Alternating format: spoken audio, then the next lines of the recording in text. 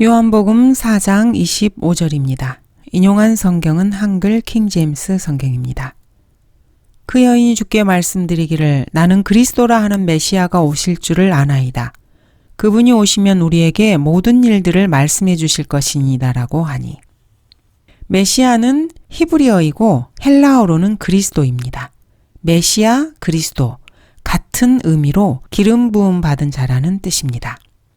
예수 그리스도께서 초림하셔서 사역하시던 그 때에는 보통 일반 죄인들 역시 그리스도, 메시아께서 오신다는 사실을 알고 계셨습니다. 그분이 오시면 어떤 일을 하시고 그 결과 자기들에게 어떤 좋은 일이 있을 것이라는 것을 다 예측하고 있었습니다. 랍비들보다도 보통의 일반 대중 유대인들이 주님에 대해서 더 많은 지식을 갖고 있었습니다. 사마리아 여인 역시 이러한 지식을 가지고 있었습니다. 여인은 메시아가 올 것을 알고 있었고 그분께서 오시기를 바라고 있었습니다. 그래서 예수님께서는 그러한 사마리아 여인에게 자신의 신분을 밝히셨습니다. 26절 예수께서 그녀에게 말씀하시기를 너와 말하고 있는 내가 그니라고 하시더라. 예수님께서는 자신이 누구인지를 그 여인에게 보여주십니다. 예수님께서는 자신이 바로 메시아 그리스도이심을 여인에게 밝히셨습니다. 메시아일 뿐만 아니라 하나님의 아들이라고 말씀하셨습니다. 자유주의자를 비롯해서 정신이 나간 사람들은 예수님께서 하나님의 아들이라고 스스로 주장한 적은 없다고 말합니다.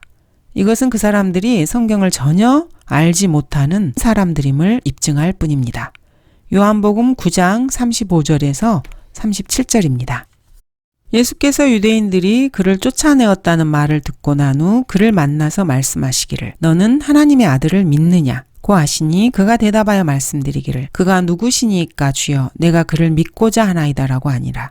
예수께서 그에게 말씀하시기를 내가 그를 보았거니와 너와 말하고 있는 이가 그니라고 하니. 이렇게 예수님께서는 자신이 메시아이시며 동시에 하나님의 아들이라고 말씀하셨습니다.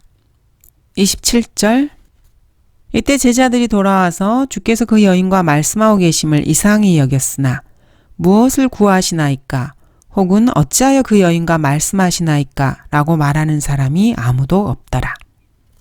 이제 제자들이 나옵니다. 제자들은 음식을 사기 위해서 성읍으로 갔다가 돌아왔습니다. 주님께서 죄인에게 생명을 전하고 계시는 동안 제자들은 그 자리에 없었기 때문에 주님의 구령 활동에 전혀 방해가 되지 않았습니다. 자, 그런데 이제 마침내 죄인이 그리스도를 발견하고 모든 구령 활동이 성공적으로 끝나는 그 시점에 제자들이 등장합니다. 그리고 주님께서 사마리아 여인과 대화하시는 것을 보고 이상하게 생각합니다. 그렇지만 감히 질문을 하지는 못합니다. 제자들은 그냥 예수 그리스도께서 유대인뿐만 아니라 이방인들에게도 오셨다는 사실을 두 눈으로 본 것입니다.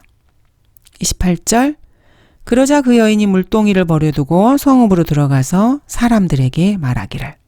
자, 이 여인은 처음에 우물에 물을 기르러 왔습니다. 그런데 한 번 마시면 영원히 목마르지 않는 물 이야기를 예수님께 듣고 그 물을 자기도 좀 달라고 구합니다. 그렇게 했던 여인이 이제는 물동이를 버려두고 마을로 달려갑니다. 메시아를 발견한 순간 물을 다 잊어버린 것입니다. 이렇게 구원받고 영원한 생명을 얻은 사람은 그 순간 물질적, 육신적 문제들을 다 잊게 됩니다. 인생의 궁극적인 문제 해결은 새로 태어나는 데서 찾는 것입니다. 먹고 마시는 문제에서 찾는 것이 결코 아닙니다. 식량이 부족해서 굶어 죽어가고 있는 아프리카나 인도 같은 그런 곳에서 궁극적인 문제 해결책 역시 마찬가지입니다. 그 사람들에게 식량을 좀 보내준다고 해서 그들의 인생의 궁극적인 문제가 영원히 해소되는 것은 아닙니다. 그들이 가지고 있는 인생의 문제는 거듭나는 것입니다. 식량 문제가 결코 아닙니다. 가난한 사람들을 먹여 살리는 것은 쉬운 일이 아닙니다. 그리고 굶주린 사람들을 거듭나게 하는 건 역시 결코 쉬운 일은 아닙니다. 먼저 먹을 식량을 공급해주는 그런 사업을 하는 사람들은 먹을 것만 받아먹고 배를 채우고 나면은 마음이 달라지는 그런 사람들을 많이 봅니다. 복음에는 별 흥미를 갖지 않기 때문에 사실은 복음을 먼저 받아들이게 한 다음에 음식을 공급해주는 것이 맞을 수도 있습니다. 사람들이 굶어 죽어가고 있는 판에 인권이고 민주주의고 이런 것을 떠드는 것만큼 정신 나가는 것은 없다는 것입니다. 기아에 허덕이는 사람들에게 반드시 복음을 전파해서 그들이 거듭나게 해야 한다는 것, 그것이 가장 중요한 사실입니다. 아무리 어렵더라도 그 사람들이 주님을 믿고 구세주로 영접하면은 가난의 문제나 질병의 문제는 사실 비교도 되지 않는 중요한 인생의 핵심 문제가 해결되는 것입니다. 이렇게 중요한 인생의 중대사를 해결해 놓지 않은 상태에서 다른 문제들을 아무리 해결해 보려고 해도 사실 그것은 시간 낭비입니다. 물을 기르러 왔던 사마리아 여인은 구주를 발견하고 구원받은 순간 물동이를 다 내팽개치고 사람들에게 이 사실을 알리러 달려갔습니다. 29, 30절 와서 내가 행한 모든 일들을 나에게 말한 그 사람을 보라. 그분이 그리스도가 아닌가라고 하니 그때 사람들이 성읍에서 나와 주께로 오더라. 자기가 행한 모든 일을 다 알고 있는 사람이라고 그녀는 사람들에게 말을 했습니다. 좀 과장되긴 했지만 소박한 말로 그리스도를 증거하고 그분을 와서 보라고 사람들에게 재촉하는 것입니다. 이것이 사실 구원받은 사람의 정상적이고 솔직한 반응입니다. 꾸밈 없고 숨김 없고 주저함이 없는 반응입니다. 사람들이 이렇게 진솔한 구원 간증을 하면은 그 말을 듣는 사람들의 마음이 움직이기 마련입니다. 31, 32절입니다. 그 사이에 제자들이 주께 간청하여 말씀드리기를 선생님 드소서라고 하더라. 그러나 주께서 그들에게 말씀하시기를 나에게는 너희가 알지 못하는 먹을 음식이 있느니라고 하시니 예수님께서 피곤하고 시장하신 줄로 알았는데 이 여인에게 자신을 소개한 이후 예수님은 기운이 넘쳐 보입니다. 사마리아 여인에게 물 한 모금 얻어 마신 것도 아닌데 말입니다. 그리고 시간이 더 흘렀기 때문에 사실은 더 피곤하고 시장하셔야 하는데도 말입니다. 그런데 처음과 다르게 예수님께서는 나에게는 너희가 알지 못하는 먹을 음식이 있다고 말씀하십니다. 제자들이 알지 못하는 영적 음식을 이미 드셨다는 뜻입니다. 죄인 하나를 구령해서 거듭나게 해놓으시고 주님께서는 그것이 영적 음식이 되어서 충분한 만족을 얻으셔서 더 이상 피곤하거나 시장하지 않다는 의미로 볼 수 있습니다. 죄인을 구령하는 일은 이렇게 영적 만족을 가져오는 양식이 될 수 있습니다. 33, 34절 제자들이 서로 말하기를 누가 주께 드실 것을 가져다 드렸는가라고 하더라. 예수께서 그들에게 말씀하시기를 나의 음식은 나를 보내신 분의 뜻을 행하고 그분의 일을 완성하는 것이라. 제자들은 예수님께서 말씀하시는 영적 음식의 의미를 깨닫지 못했습니다. 그것은 지금 이 시대도 동일합니다. 사람들은 영적으로 생각해야 될 것을 물질적으로 생각하려 하고 물질적으로 생각해야 할 것을 영적으로 생각하려 합니다. 참으로 이상합니다. 주님께서는 한번 제자들과 함께 배를 타고 건너편으로 가시면서 바리새인들과 사두개인들의 누룩을 삼가고 조심하라고 제자들에게 가르치셨습니다. 그랬더니 제자들은 이는 우리가 빵을 가져오지 않았기 때문이야. 이렇게 생각을 했습니다. 누룩을 영적 의미로 생각해야 되는데 빵을 만드는 데 쓰는 실제 누룩으로 생각한 것입니다. 또 한 번은 주님께서는 무리들에게 입으로 들어가는 것이 사람을 더럽히는 것이 아니라 입에서 나오는 것이 사람을 더럽힌다고도 말씀하셨습니다. 이 말을 듣고 제자들이 자기들도 그게 무슨 뜻인지 이해하지 못한다고 말했습니다. 그리고 이 말씀이 무슨 비유인 것으로 생각을 했습니다. 하지만 그 말씀은 비유가 아니라 직설적인 표현이었습니다. 사람의 입으로 들어가는 것은 사람이 입으로 먹는 음식이고 입에서 나오는 것은 입으로 내뱉는 말입니다. 로마 카톨릭은 영적으로 풀어야 할 주의 만찬을 물질적으로 해석하고 그래서 매 주일마다 예수 그리스도의 살을 먹고 피를 마시는 것으로 착각을 합니다. 로마 카톨릭에서는 매 주일마다 예수 그리스도를 반복적으로 죽여서 먹는 식인 행위를 하고 있습니다. 34절 예수께서 그들에게 말씀하시기를 나의 음식은 나를 보내신 분의 뜻을 행하고 그분의 일을 완성하는 것이라. 참으로 대단한 말씀입니다. 맛있는 음식을 좋아하지 않는 사람은 없습니다. 사람이 좋은 음식을 즐기는 것처럼 예수님께서는 하나님의 뜻을 행하는 것을 즐기시고 그분의 일을 완성하는 것을 즐기신다고 말씀하십니다. 나를 보내신 분의 뜻, 그것은 무엇이고 그분의 일은 무엇입니까? 예수님께서는 직접 이렇게 설명해 주고 계십니다. 아버지께서 내게 주시는 자는 다 내게로 올 것이요. 또 내게 오는 자는 내가 결코 내어 쫓지 아니하리라. 이는 내가 하늘에서 내려온 것은 내 자신의 뜻을 행하려는 것이 아니요 나를 보내신 분의 뜻을 행하려는 것임이라. 이것이 나를 보내신 아버지의 뜻이니 즉 그분께서 내게 주신 모든 사람을 하나도 잃지 않고 마지막 날에 다시 살리는 것이라. 또 이것이 나를 보내신 분의 뜻이니 아들을 보고 그를 믿는 사람은 누구나 영생을 얻게 하는 것이라. 그리고 내가 그를 마지막 날에 살리리라고 하시더라. 이것이 바로 예수님께서 말씀하시는 하나님의 일입니다. 35절입니다.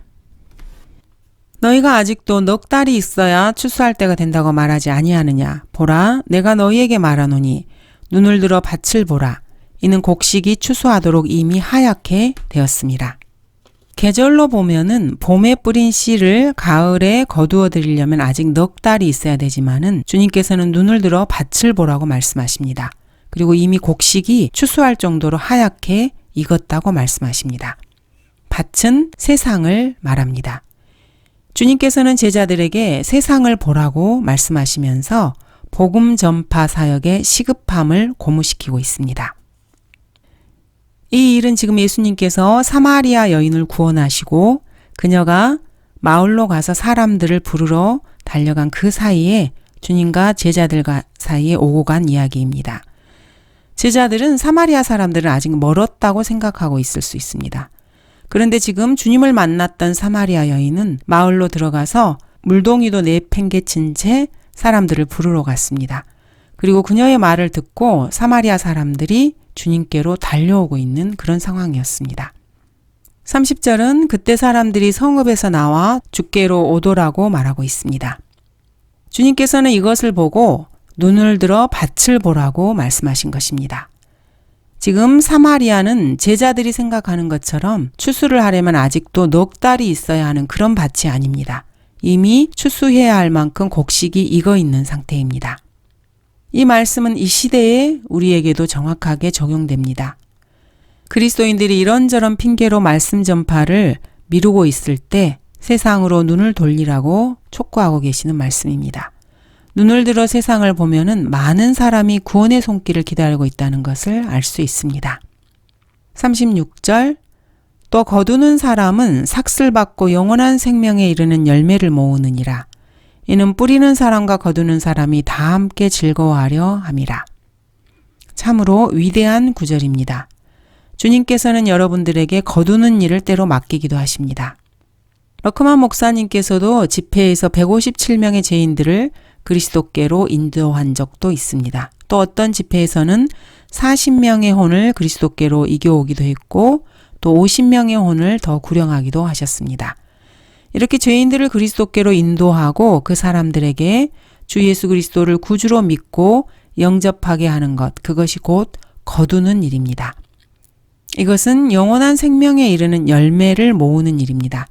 그 자체가 생명을 얻는 사람들의 즐거움이고 이런 일을 하는 사람들은 영원한 즐거움을 얻습니다. 이 영원한 생명의 즐거움이 곧 거두는 자가 받는 삭시입니다.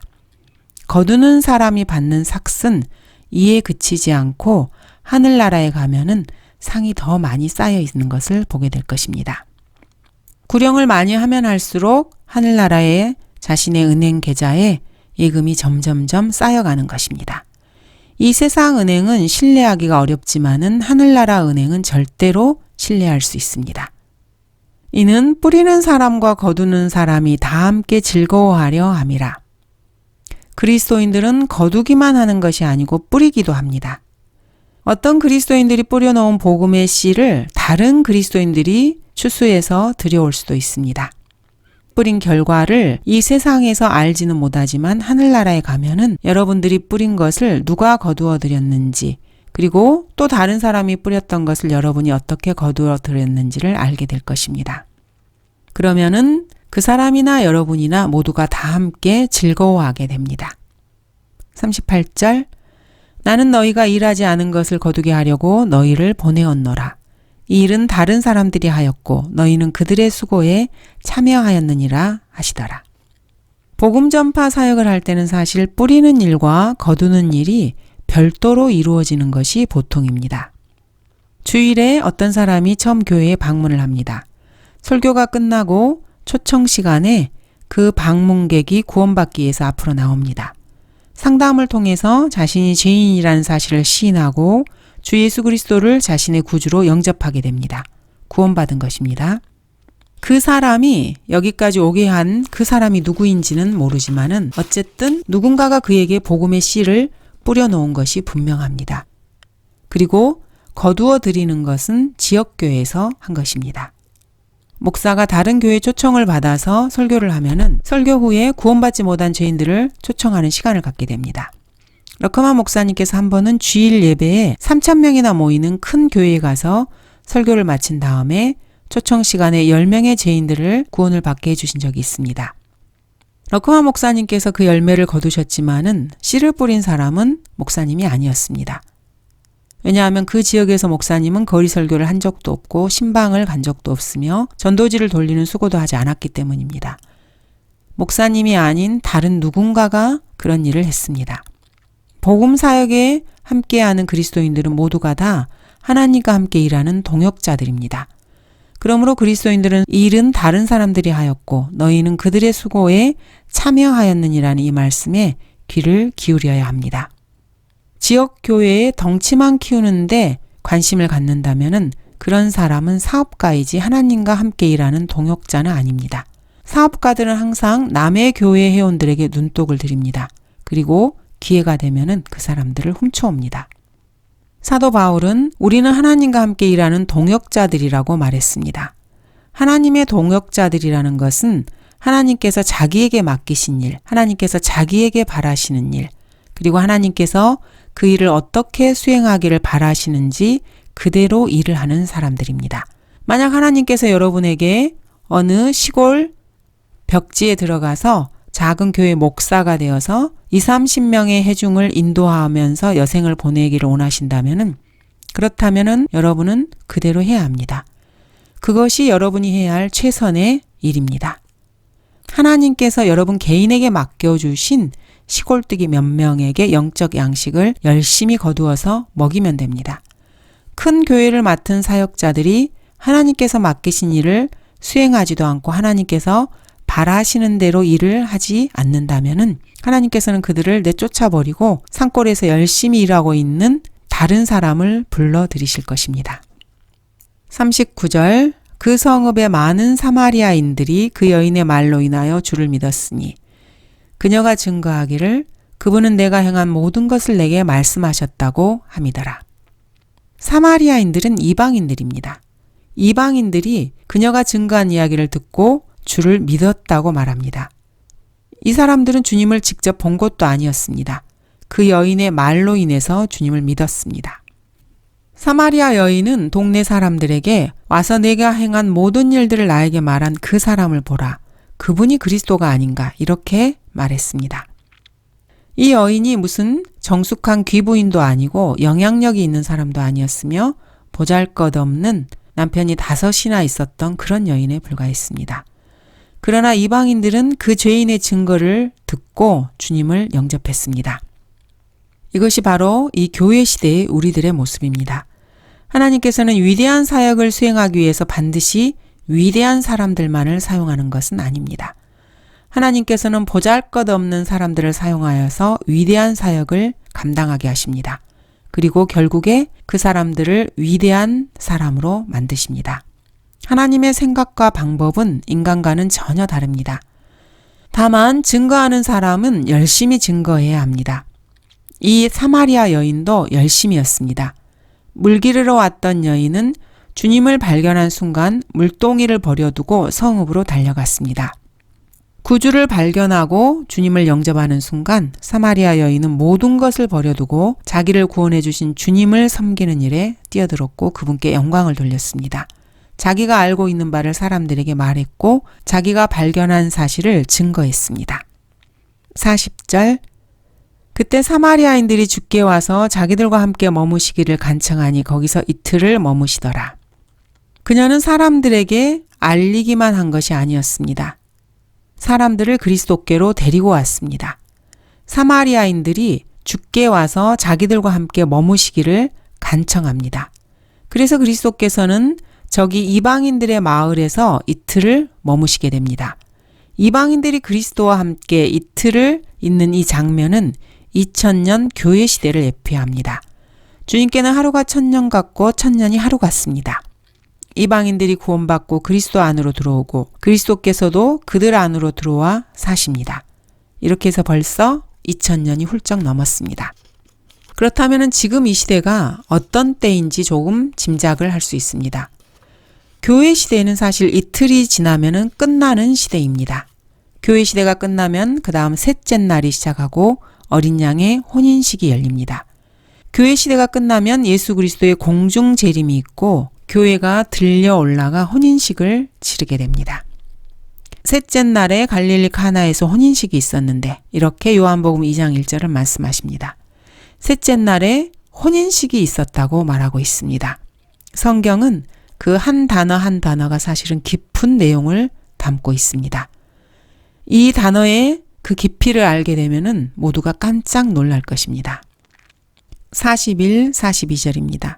주의 말씀으로 인하여 믿는 사람들이 더욱 많아지니 사람들이 그 여인에게 말하기를 우리가 믿는 것은 이제는 내 말 때문이 아니라 우리 자신이 들어서 이분이 참으로 그리스도 곧 세상의 구주이심을 알았기 때문이라고 하더라. 믿는 사람들이 더 많아졌다고 말씀하십니다. 그런데 이제 그 사람들은 이제는 내 말 때문이 아니라 우리 자신이 들어서 이분이 세상의 구주인 것을 안다고 믿는다고 말하고 있습니다. 이렇게 많은 사람들이 예수님을 믿게 된 데에는 이 여인 외에 다른 사람들의 수고가 있었습니다. 이 일은 다른 사람이 하였고 너희는 그들의 수고에 참여하였느니라. 이 말씀이 여기에도 적용 가능합니다.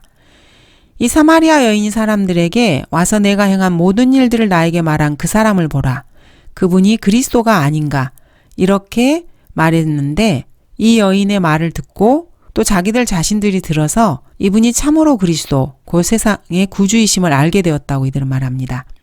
즉 이 여인으로부터 말을 듣고 그리스도이심을 알았고 또 자신들이 주님께 들어서 주님이 구주이심을 알게 되었다는 것입니다.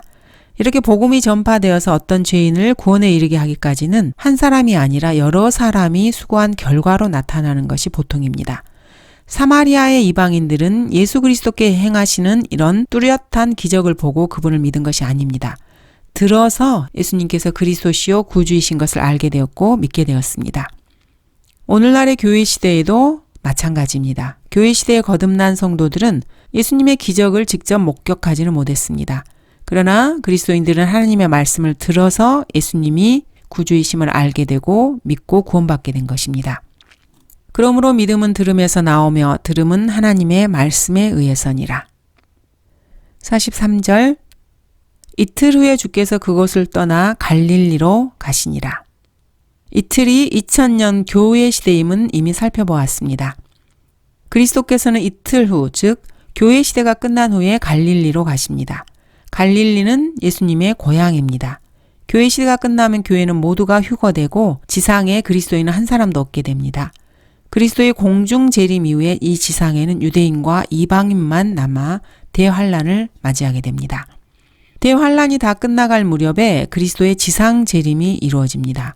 그리스도께서 유대인들에게 돌아오시는 것입니다. 이것이 바로 방금 읽은 이틀 후에 주께서 그곳을 떠나 갈릴리로 가시니라에서 설명되고 있습니다. 45절 그때 주께서 갈릴리에 오시니 갈릴리 사람들이 주를 영접하더라. 이는 명절 때 그들도 명절을 지키러 예루살렘에 가서 주께서 행하신 모든 일들을 보았기 때문이라. 그리스도께서 고향에 귀환하시는 지금 사람들의 태도는 누가복음 4장에서처럼 거부하는 태도가 아닙니다. 이들이 주를 영접합니다. 예루살렘에 가서 주께서 행하신 모든 일들을 보았기 때문에 그런 것입니다. 유대인들은 사마리아인들처럼 들어서 믿은 게 아니고 보아서 믿었습니다. 어쨌든 주님을 영접했습니다. 대환란이 끝나면은 이런 일이 다시 일어나게 됩니다. 대환란을 겪고 살아남은 유대인은 왕으로 오신 예수 그리스도를 영접하게 됩니다.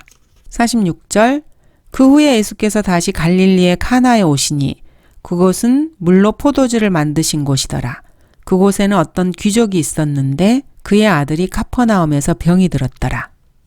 귀족이라면은 지위도 있고 웬만큼 물질도 있을 것입니다. 그러나 이런 문제는 결코 죽음의 문제를 해결하지 못합니다. 죽는 문제를 정말로 해결하고 싶으면은 주님께 가서 간청할 수밖에 없습니다. 귀족처럼 주께서 내려오셔서 자기 아들을 고쳐달라고 그렇게 할 필요도 없습니다. 이런 것은 사실 믿음이 약한 사람들이 하는 행위입니다. 예수 그리스도를 정말로 믿는다면은 그분께 아뢰고 믿고 맡겨드리면 됩니다. 마태복음 7장 6절과 마태복음 8장 8절에서 종을 살려달라고 주님께 간구한 백부장이 내가 가서 그를 고쳐주리라고 하시는 주님의 말씀에 주여 주께서 내 지붕 아래로 오시는 것을 내가 감당할 수 없사오니 오직 말씀만 하옵소서 그러면 내 종이 나을 것이옵니다 라고 말합니다. 이 백부장의 믿음을 주님께서는 이스라엘 중에서 이처럼 큰 믿음을 본 적이 없나니 결코 없다고 칭찬하십니다. 그리고 가라 내가 믿은 대로 내게 이루어지리라고 말씀하십니다. 그리고 백부장의 종은 주님께서 이렇게 말씀하시는 그 순간에 나았습니다. 이렇게 믿음에도 큰 믿음이 있습니다. 48절 그러자 예수께서 그에게 말씀하시기를 너희는 표적들과 이적들을 보지 아니하고는 전혀 믿지 아니하리라고 하시더라. 유대인들은 표적들과 이적들을 보지 않으면 믿지 않는 사람들입니다. 예수님께서는 그것이 나쁘다고 책망하는 것이 아닙니다. 그리스도께서는 유대인들이 무엇을 원하는지 말씀하고 계시고 있습니다. 유대인들은 표적을 구하는 백성입니다. 그래서 그리스도께서는 자신이 하나님의 아들이심을 증거하기 위해서 유대인들에게 기적과 표적을 보여주셨습니다.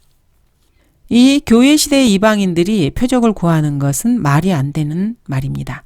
이방인들은 표적을 보고 믿는 것이 아니고 들어서 믿는 사람들이기 때문입니다. 49, 50절입니다. 그 귀족이 주께 말씀드리기를 주여 내 어린아이가 죽기 전에 내려오소서라고 하니 예수께서 그에게 말씀하시기를 가라 내 아들이 살아났느니라고 하시니 그 사람이 예수께서 자기에게 하신 말씀을 믿고 자기 길을 가니라. 마태복음 8장의 백부장만큼의 큰 믿음은 아니었지만은 이 귀족의 믿음 역시 결코 작은 믿음은 아니었습니다. 자식이 죽게 되었을 때 예수 그리스도께로 찾아올 만큼의 충분한 믿음이 있었고 가라 내 아들이 살아났느니라는 예수님의 말씀을 듣고 그것을 믿고 집으로 돌아갔습니다. 집에 가서 우리 애를 보기라도 해야 되는 거 아닌가요? 덮어놓고 그냥 가라고 하면 어떻게 해요? 이렇게 불평하지 않았습니다. 어떤 문제가 발생했을 때 주님 앞으로 즉시 나아올 수 있고 주님의 능력으로 그 어떤 문제라도 해결할 수 있다는 믿음을 가지고 살아가는 사람들, 바로 그런 사람들이 그리스도인들입니다. 성경 어디에도 무슨 필요가 있어서 믿음을 갖고 자신에게 찾아온 사람을 그리스도께서 그냥 돌려보내셨다는 그런 기록은 없습니다. 51, 52절입니다. 그가 내려가고 있을 때 그의 종들이 그를 만나 소식을 전하여 말하기를 주인님 아들이 살아났나이다 라고 하니 그가 몇 시쯤에 그 아이가 나았느냐고 물으니 그들이 어제 제7시에 열이 떨어졌나이다 라고 말하더라. 주님께서 가라 내 아들이 살아났느니라고 하신 말씀을 듣고 귀족은 정말로 자기 아들이 살아났는지 확인하기 위해서 당장 집으로 달려간 것이 아닙니다. 가던 길에 좋은 소식을 가지고 온 종들을 만납니다. 그래? 그 아이가 몇 시쯤 나왔지? 이렇게 물었더니 어제 제7시에 나왔다고 말합니다. 어째서 어제입니까? 카퍼나움에 사는 그 귀족이 주님을 만난 곳은 카나였습니다.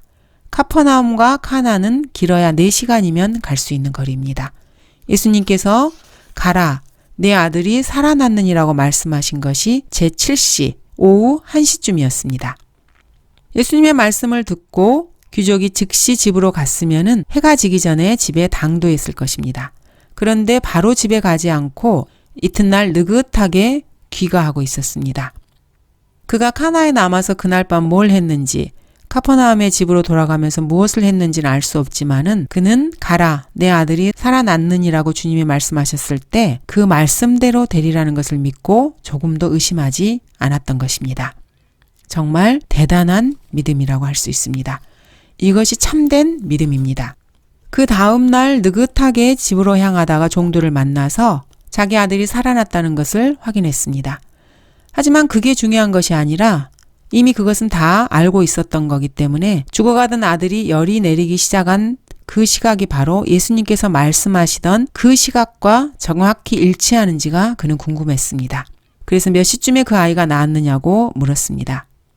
아들이 낳았다는 그것보다는 예수 그리스도의 말씀의 능력이 얼마나 놀랍게 역사하시는지를 다시 한번 확인하고 싶었던 것입니다. 예수님께서는 카퍼나움에 있는 그 귀족의 집에 가지도 않으셨고 죽어가고 있던 그 아이의 몸에 손도 얹지 않으셨습니다. 어떠한 접촉도 없었고 어떤 행동도 없었습니다. 그냥 가라, 내 아들이 살아났느니라고 말씀만 하셨습니다. 이것이 어떤 말씀이기에 권위와 능력으로 더러운 영들에게 명령하시니 그들이 나가는가? 하나님께서 그렇다고 말씀하시면 그렇습니다. 하나님께서 그렇지 않다고 말씀하시면 그렇지 않습니다. 하나님께서 말씀하신 것을 인간이 감히 이러쿵저러쿵 할 수도 없고 할 필요도 없습니다. 믿음이 바로 그런 것입니다. 하나님의 말씀을 믿는 데서 믿음의 능력이 나옵니다. 과거에 신실한 주님의 일꾼들이 믿음의 능력을 발휘했던 것은 수없이 많습니다.